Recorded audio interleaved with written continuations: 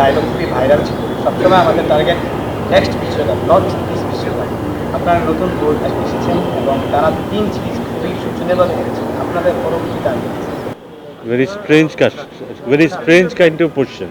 না, ম্যাচের শুরুতে তো মোটামুটি আহ, আমাদের কন্ট্রোলে ছিল, কিন্তু ওদের যখন 6 উইকেট বা 7 উইকেট পড়ে গেল, 250 রানের মতো স্কোর ছিল, তখন হয়তো টেলকে আমরা অনেকেই আশা করছিলাম হয়তো আমাদের যে বোলিং স্ট্রেংথ আছে সেটা হয়তো টেলকে 300 রান বা অ্যারাউন্ড 300 রানসের মধ্যে আটকে রাখতে পারবে। আনফর্চুনেটলি পেস বলাররা যথেষ্ট ভালো বল করলো, সেই সময় স্পিনারদের যে রোল প্লেটা আশা করেছিলাম সেই সময় পুরনো বলে সেটা সেভাবে পায়নি। বাংলাদেশের একমাত্র মাল্টিন্যাশনাল টাইলস ব্র্যান্ড আরএকে সিরামিক্স। স্পিনাররা সেইভাবে প্রথম ইনিংসে চাপটা দিতে পারেনি, যে কারণে বিপক্ষ দলের ক্রেডিট ডেফিনেটলি আছে, তারা ওখান থেকে এত বড় পার্টনারশিপ করেছে। বাট আমার মনে আমাদের সুযোগ ছিল ওদের প্রথম ইনিংসটাকে আরও ছোট করে রাখার, তাতে যেটা হতো যে আমাদের জন্য খেলাটা সহজ থাকতো, টার্গেটগুলো সহজ থাকতো। শেষে এসে আমাদের যে এত বড় একটা টার্গেট চেস করতে হচ্ছিল, কারণ ফোর্থ ইনিংসে 300 350 ইজ এ গুড টার্গেট, তো সেটা করতে হতো না আমাদেরকে। এবং ওয়েস্ট ইন্ডিজও তুলনামূলক আরও অনেক চাপে থাকতো। উইকেট ডেফিনেটলি, উইকেটটা পেস বলাররা কিন্তু সাহায্য পেয়েছে, মোটামুটি লম্বা সময়ে সাহায্য পেয়েছে। দ্বিতীয় ইনিংসে আমরা দেখেছি উইকেটে অফ দ্য উইকেট বল সিম করছে। সেই সেই ইয়েতে ব্যাটিং করাটা যে খুব সহজ ছিল তা নয়, কিন্তু আমার মনে হয় যে আমাদের টপ অর্ডার ব্যাটিং যেভাবে ফেল করছে ওখানে, আমি জানি না এখন যারা আছে সেখানে রিপ্লেস করার মতো তারা কী অবস্থায় আছে, সেই চ্যালেঞ্জটা নিতে পারবে কি না ম্যানেজমেন্ট দল পরিবর্তনের ক্ষেত্রে। বাট দ্য সেম টাইম একটা টেস্ট ম্যাচ খেলানোর পরেই দল পরিবর্তন আনাটাও খুব খুব সুখকর না কিন্তু। সো আমরা এমন একটা জায়গায় আছি, মনে হতে পারে যে চেঞ্জটা বোধহয় করা খুব দরকার। কারো কারো ট্র্যাক রেকর্ড যদি আমরা দেখি, বেশ অনেকগুলো ইনিংসেই তারা কিন্তু ফেল করেছে, সেই দিক থেকে বিবেচনা করলে এরকম মনে আসতেই পারে। বাট পাশাপাশি এটা মনে হতে পারে যে নতুন যাকে দেব সেই যে ভালো করবে তার কি গ্যারান্টি আছে, সে তো খেলছে না, কয়েকদিন ধরেই খেলছে না, অনেক ম্যাচই খেলছে না। তো সেক্ষেত্রে আবার পুরনো জনের কাছে যায় কিনা, এই একটা ডিলেমা থাকবে টিম সিলেকশনের ক্ষেত্রে। মানে ডিপেন্ড করবে যে ম্যানেজমেন্ট যারা আছে ওখানে তারা কীভাবে দেখে, তারা বেস্ট অপশনটা কাকে মনে করে সেই উপরে তারা ডিপেন্ড করবে। বাট বাইরে থেকে আমরা ডেফিনেটলি ভাবতে পারবো যে এটা হলে ভালো হতো বা ওটা হলে ভালো হতো।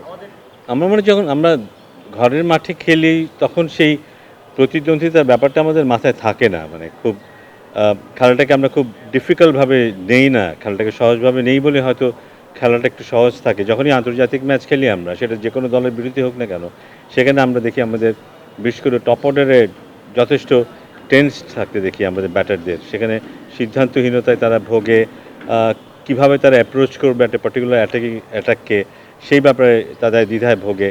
সো আমার মনে হয় এত কনফিউজ থেকে খেলাটা খুব ডিফিকাল্ট। সো একটা প্যাটার্ন ডেভেলপ করা খুব দরকার ঘরোয়া ক্রিকেটে, সেটা যেমন মানেরই হোক না কেন, সেখানে আরও বেশি প্যাশন, আরও বেশি কমিটমেন্ট নিয়ে খেলা দরকার, একটা প্যাটার্ন তৈরি করা দরকার যে হ্যাঁ আমি এভাবেই খেলি, আমি ঘরে হোক বাইরে হোক আমি এতটুকু সিরিয়াস থাকবো বা এতটুকু সিরিয়াস থাকবো না, এইভাবেই আমি খেলবো যে কোনো প্রতিপক্ষের বিরুদ্ধে। সো এই সিরিয়াসনেসটুকু খুব জরুরি, যেটা হয়তো ঘরেতে আমরা ততটা করি না যত বাইরে ম্যাচ খেলার সময় করি। শান্ত বোধহয় তুলনামূলকভাবে আরও আত্মবিশ্বাসী একজন ব্যাটসম্যান। ও হয়তো অনেক সময় রান করেনি, ফেল করেছে, কিন্তু ও যতক্ষণ মাঠে থেকেছে ওর ব্যবহারের যদি দেখি, ওর ব্যাটিং করার যদি দেখি, ব্যাট বল করার যদি দেখি, ওখানে একটা আত্মবিশ্বাসের ব্যাপার আছে, তারপর হয়তো আউট হয়ে গেছে। বাট ওই জিনিসটা খুব জরুরি কিন্তু। যদি বিপক্ষ দলকে দেখি আমি বেশি সমীহ করি বা একটু টেন্সড হয়ে যাই, সেটা আমার ব্যাটিংকে যথেষ্ট ডিস্টার্ব করতে পারে। তো ডেফিনেটলি শান্ত, অভিজ্ঞতার কথা যদি বলি, কোয়ালিটির কথা বলি, ও থাকলে হয়তো ও তো ডেফিনেটলি খেলতো, হয়তো আমাদের আমরা অন্য কিছু দেখতেও পারতাম।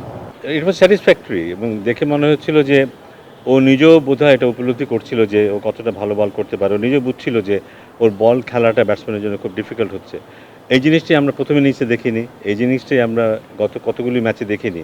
সো আমাদের চাইতে ওর জন্য জরুরি এই উপলব্ধিটা, এই বিশ্বাসটা যে ওই ধরনের বল করতে পারে। সো প্রথম ইনিংসে যদি এই বলিংটা করতে হয়তো বিপক্ষ দল আরও চাপে থাকতো। তো ওইটা দেখে মনে হয়েছে যে না, এই ফিরে আসাটা হয়তো আমাদেরকে আরও আরও শক্তিশালী করবে। ওয়াও বলার মতো না, বাট আমি মনে করেছি যে এটা আমাদের দলকে আরও শক্তিশালী করবে, সেটা আমার জন্য বেশি ইম্পর্টেন্ট ছিল। আমার মনে হয় যদি ওর যদি ফর্মেট বিচার করতে চায়, he is a best test bowler. Test বোলিংটা ওর জন্য সবচেয়ে 1 নম্বর প্রেফারেন্স হওয়া উচিত। ওর যে বোলিং ক্যাপাসিটি আছে, টেস্ট বোলার হওয়াটা সহজ ব্যাপার না কিন্তু। আমরা যদি একজন, আমি জানি না এখন হয়তো হিসেব কিন্তু অন্যরকম হয়ে গেছে, টি-20 বা হোয়াইট বল ক্রিকেটের কারণে আমরা মূল্যায়ন করি ভিন্নভাবে। বা টেস্ট ক্রিকেট খেলে একজন খেলোয়াড় নিজেকে যে জায়গায় উঠাতে পারে, অন্য কোনো ফর্মেটে কিন্তু সেটা পারে না। সো আমার মনে হয় এই 6 উইকেট ও নিজেও রিয়েলাইজ করবে যে হাউ ইম্পর্টেন্ট ইট ইজ, এবং এটা ওকে বিশ্বের মানচিত্রে অ্যাজ এ বোলার কোন জায়গাটা উঠিয়ে নিয়ে গেছে সেটা ও নিজে উপলব্ধি করবে। হ্যাঁ, হয়তো ওরকম করতে হবে। জিনিসটা হচ্ছে যে এখন যেটা দাঁড়িয়েছে, গত অনেক দিনে যেটা আমরা দেখেছি, আমিও বাইরে থেকে দেখেছি, হ্যাঁ, একজন ভালো খেলে, টেস্ট ক্রিকেটে ভালো খেলে, এবং তার মাথায় এটাই আসে যে আমি যদি টি-20 খেলতে না পারি আমার ইনকাম অনেক কম হবে, আমি যদি ওয়ানডে খেলতে না পারি আমার ইনকাম অনেক কম হবে। সো আমি আস্তে আস্তে ওরকম খেলার চেষ্টা করি। ওটা করতে গিয়ে আমরা দুইজনকে কিন্তু নিজেদের স্কিল হারাতে দেখেছি কিন্তু। সো আমার মনে হয় এগুলি অ্যাড্রেস করতে হবে আমাদেরকে আরও সিরিয়াস হতে হবে ইন টার্মস অফ আইডেন্টিফাইং যে কে কোনটার জন্য যোগ্য, সে যেন সেটাই সেজন্য সেদিকে যেন তার মনোযোগ থাকে, এবং এটা একটা প্রফেশনাল দৃষ্টিভঙ্গি থাকা দরকার। আমরা অনেক সময় যে ছেলেটা ভালো টেস্ট খেলে তাকে অনেক সময় উৎসাহিত করি, ওভাবে খেলো, তাতে টি-20তে চান্স পাবে, এখানেও চান্স পাবে, ওখানেও চান্স পাবে। আমার মনে হয় এটা বোধহয় ঠিক না। এটা প্লেয়ারকে বুঝতে হবে, ম্যানেজমেন্টকে বুঝতে হবে, সংগঠকদের বুঝতে হবে যে এই খেলোয়াড় এটার জন্য উপযোগী, তাকে এটার মধ্যে সীমাবদ্ধ থাকতে হবে। দু একজন খেলোয়াড় থাকবেই যারা হয়তো 3টে ফর্মেটে খেলবে, কিন্তু ভবিষ্যতে কিন্তু 3 ফর্মেটে খেলোয়াড় কমে যাবে, কিন্তু হয়তো ম্যাক্সিমাম 2টো ফর্মেটে খেলতে পারবে।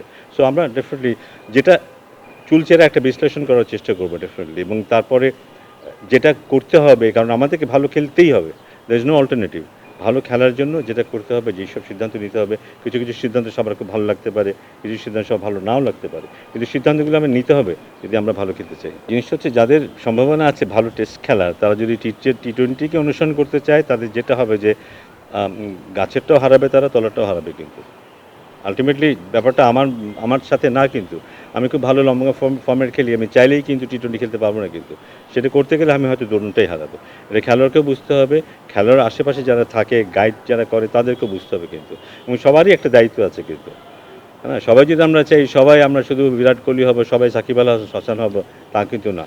কাউকে কিন্তু অন্য রোল প্লে করতে হবে, অনেকের সীমাবদ্ধতা থাকবে, একটা ফর্মেটই হয়তো খেলতে পারবে, তাকে সেখানে রাখতে হবে। বাট বোর্ডের দায়িত্ব হচ্ছে যে একটা ফর্মেট খেলবে, তাকে সেভাবে তার রক্ষণাবেক্ষণ করা হলো বোর্ডের দায়িত্ব, সেই সিকিউরিটি দেওয়া বোর্ডের দায়িত্ব। আমরা একটু বেশি না ছড়াই, আমাদের আলোচনাটা যেন আমরা একটু টেস্ট ক্রিকেট নিয়ে আলোচনা করেছিলাম, আস্তে আস্তে আমরা অন্যদিকে চলে যাচ্ছি। Please keep it to this. আর একটা দুটো প্রশ্ন, এটা আমি একটু বলি যে আমি ব্যক্তিগতভাবে আমার দুঃখ হয় যে আমি কিন্তু সোজাসুজিভাবেই আমাদের মানটাকে বিচার করি।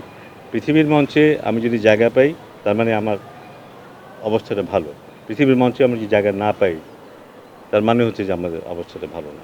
সো এটা জোর করে কিন্তু আমি এই দেশে বলি, ওই দেশে বলি, এই ফ্র্যাঞ্চাইজি বলি, ওই ফ্র্যাঞ্চাইজি লিগে ঢুকাতে পারবো না কিন্তু। যোগ্যতা থাকলে ঢুকতে পারবে। আমাদেরও সুযোগ ছিল, কেউ কিন্তু গত বছর বা তার আগের বছর কিন্তু কয়েকজন পেস বলারের জায়গা হচ্ছিল বা হওয়ার সুযোগ তৈরি হয়েছিল, কিন্তু সেটাকে আমরা কাজে লাগাতে পারিনি। সো অনেকগুলো ব্যাপার আছে, বাট আমার মনে হয় আমাদের চেষ্টা থাকা উচিত ইন্টারন্যাশনাল এই সুযোগগুলোকে কাজে লাগানো। আমাদের জন্য খুব ভালো এক্সাম্পল হচ্ছে আফগানিস্তান শুধু এই করেই কিন্তু ওদের প্লেয়ারদেরকে গ্র্যাজুয়ালি এই জায়গাটা নিয়ে এসছে, এবং আস্তে আস্তে ওদের কিন্তু খেলোয়াড়ের সংখ্যা বাড়ছে কিন্তু ওই জায়গাটায়, এবং আমরা কিন্তু পিছিয়ে পড়ছি। সো আমাদেরকে ওই অ্যাভিনিউগুলোকে কাজে লাগানোর চেষ্টা করতে হবে, এবং অদূর ভবিষ্যতে আমরা সেই চেষ্টা ডেফিনেটলি করবো। সুযোগটা তুলনামূলকভাবে একটু কমে গেল, কারণ প্রথম টেস্টে ওদের ব্যাটিং অ্যাপ্রোচ যদি আমরা দেখি, ওরা এতটা সাবধানে ব্যাটিং করেছিল প্রথম টেস্টে, ওরা আমাদেরকে অনেক রেসপেক্ট দিচ্ছিল কিন্তু।